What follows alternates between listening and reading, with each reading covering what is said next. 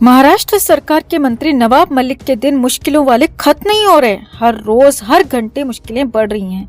ED की remand खत्म हुई तो मलिक को उम्मीद थी कि कुछ राहत जरूर मिलेगी, लेकिन इस बार तो जेल भेज दिया गया और 7 मार्च की देर शाम नवाब मलिक को आर्थर रोड जेल में शिफ्ट भी कर दिया गया। अब पहले ही दिन जेल में नवाब मलिक की हालत बिगड़ गई, खराब हो गई। जी हाँ, पहली ही रात काटनी मुश्किल हो गई। हालात जेल में नर्क जैसे ही होते हैं और ऐसा ही कुछ नवाब मलिक के लिए भी हुआ। आसपास खूंखार कैदियों का साथ, लाइन में लगकर खाना, फर्श पर सोना और भी बहुत कुछ। और पूरी पहली रात बेचैनी और बेबसी में ही कटी। तो कैसी रही नवाब मलिक की जेल में पहली रात और कैसे कट रहे हैं दिन, और अब अगले 14 दिन कैसे बीतेंगे, वो सब कुछ आपको बताते हैं। आप भी वीडियो को लाइक और शेयर कर अपना प्यार और सपोर्ट दिखाएं और कमेंट करके अपनी राय जरूर दें। चैनल को सब्सक्राइब कर चैनल के साथ जुड़कर हमारी आवाज बने। तो नवाब मलिक को फाइनली जेल भी भेज दिया गया है। आर्थर रोड जेल में नवाब मलिक को शिफ्ट किया गया। हालांकि मुंबई की इस जेल में विचाराधीन कैदी और सजा याफ्ता कैदियों के लिए अलग अलग बैरक हैं, इसीलिए मलिक को विचाराधीन वाली बैरक में रखा गया है। नवाब मलिक को अभी अपने सामान यानी कि घर के कपड़े पहनने की छूट दी गई है। साथ ही उन्हें अभी परमानेंट कैदी नंबर भी अलॉट नहीं किया गया है और दवा के लिए भी उन्हें छूट दी गई है। यानी कि अगर कुछ राहत कह सकते हैं तो सिर्फ इतनी भर कहेंगे। बाकी आफतों का तो अंबार है जो आपको हम सिलसिलेवार तरीके से बताने जा रहे हैं। 7 मार्च की देर शाम करीब 5 बजे नवाब मलिक को आर्थर रोड जेल में शिफ्ट किया गया। सबसे पहले नवाब मलिक का मेडिकल चेकअप किया गया ताकि सब कुछ ठीक ठाक हो और चेकअप के बाद उन्हें जेल के अंदर लिया गया। अब नवाब मलिक को विचाराधीन कैदी वाली बैरक दी गई, लेकिन आसपास की बैरक में सजा याफ्ता कैदी भी हैं, जिसमें कई खूंखार कैदी शामिल हैं। यानी कि आसपास खूंखार कैदियों का पूरा साथ है, उनकी आवाजें आसपास मौजूद हैं। नवाब मलिक को जेल के मैनुअल के ही मुताबिक एक कंबल, तकिया और कुछ बर्तन दिए गए हैं। नवाब मलिक के साथ पूरी तरह से सामान्य कैदी की तरह ही बिहेव किया जा रहा है। कोई भी वीवीआईपी ट्रीटमेंट उन्हें जेल के अंदर नहीं दिया जा रहा है। जेल सूत्रों के मुताबिक जेल में आने के बाद नवाब मलिक चुपचाप ही बैठे रहे और उन्होंने किसी से बात नहीं की, रात का खाना भी नहीं खाया। अब असली मुश्किल रात की थी जो सबसे भारी पड़ने वाली थी। नवाब मलिक को ईडी की रिमांड में फिर भी ठीक ठाक व्यवस्था मिल रही थी, क्योंकि वहाँ वकील का एक्सेस था, घर का खाना खा सकते थे, दवा तो ले ही सकते थे और सबसे बड़ी बात बेड भी जेल से बेहतर था। लेकिन यहाँ ऐसा कुछ नहीं था, बल्कि पत्थर का फर्श था और सिर्फ एक कंबल साथ में मौजूद था और एक तकिया। यानी कि हालात पूरी तरह से खराब थे। अब जेल सूत्रों के मुताबिक नवाब मलिक की रात काटे नहीं कट रही थी, उन्हें चैन नहीं आ रहा था। वो लगातार बेचैनी में इधर से उधर घूम रहे थे, क्योंकि नवाब मलिक को अंदाजा भी नहीं होगा कि उसी मुंबई के आर्थर रोड जेल में उन्हें जाना पड़ेगा जिस मुंबई में उनका सिक्का चलता है, राज चलता है। लेकिन सच तो यही है और नवाब मलिक जेल के अंदर ही हैं। आगे देखिए।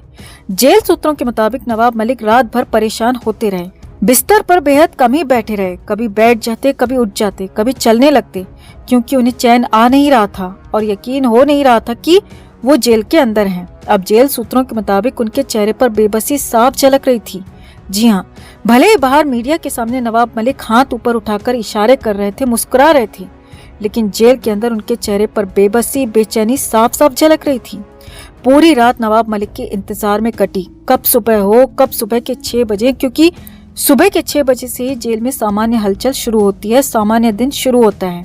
लेकिन मलिक के लिए दिन कहाँ सामान्य शुरू हो पाता। जेल में तो हर दिन एक जैसा ही होने वाला है। यानी कि नवाब मलिक की जेल में पहली रात पूरी तरह से बेचैन रात रही।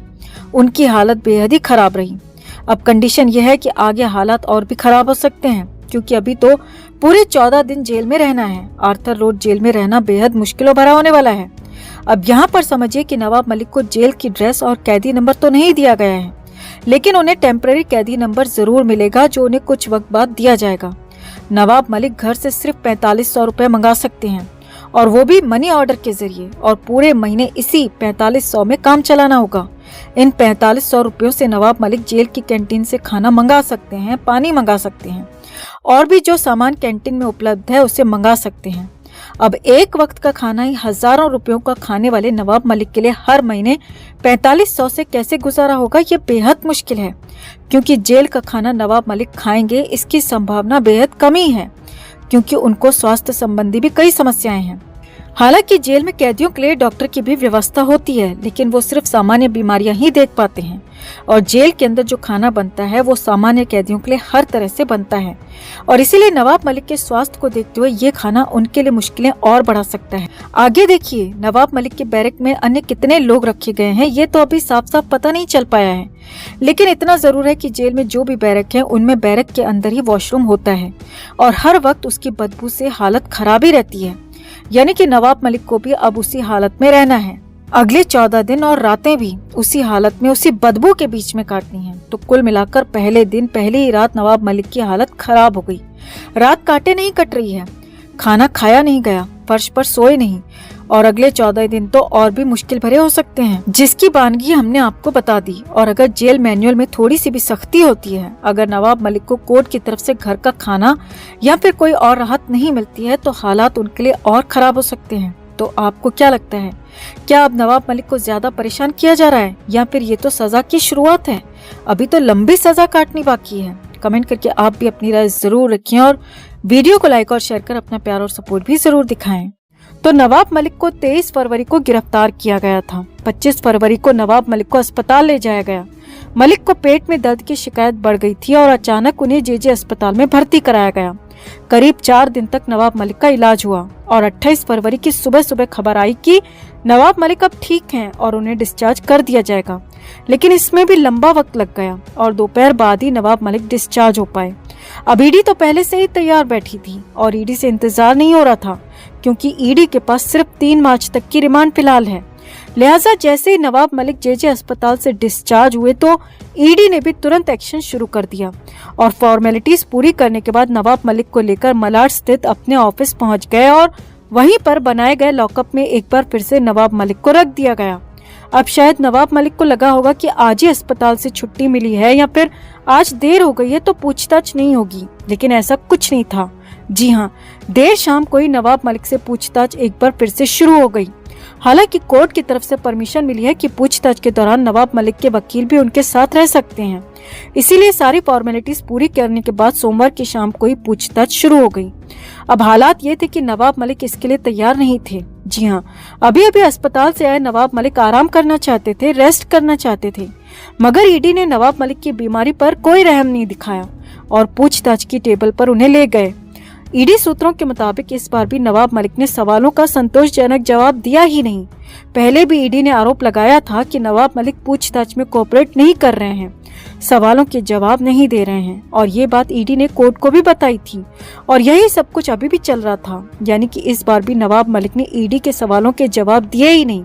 हालात ये थे कि समय बीतता गया, शाम से देर शाम और फिर रात भी हो गई, लेकिन न तो ईडी पीछे हटी और न ही नवाब मलिक। ईडी के सवाल जवाबों का सिलसिला चलता रहा और नवाब मलिक भी अपने ही अंदाज में सवालों को टालते रहे। हालात ये थे कि नवाब मलिक ने खुद को आराम करने की जरूरत बता दी, लेकिन ईडी अधिकारी पूछताछ जारी रख रहे थे। जी हाँ, सूत्रों के मुताबिक रात होने के बाद भी पूछताछ रोकी नहीं गई, पूछताछ जारी